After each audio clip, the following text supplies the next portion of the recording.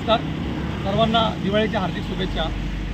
सातगाव फाटा ते टाकळी जो प्रलंबित रोड आहे यासाठी आम आदमी पार्टीच्या माध्यमातून 6 नोव्हेंबर 2023 पासून हा लढा सुरू आहे।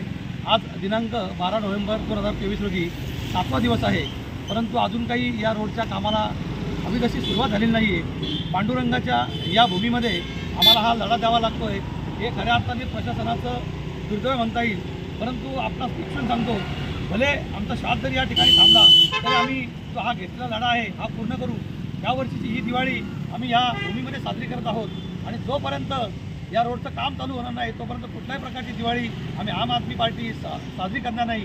आणि ज्या दिवशी या रोडच्या कामाला सुरुवात होईल त्या दिवशी भर रस्त्यावरती आम्ही ही दिवाळी साजरी करू, हे असं आपणा सर्वांच्या साक्षीने सांगतो।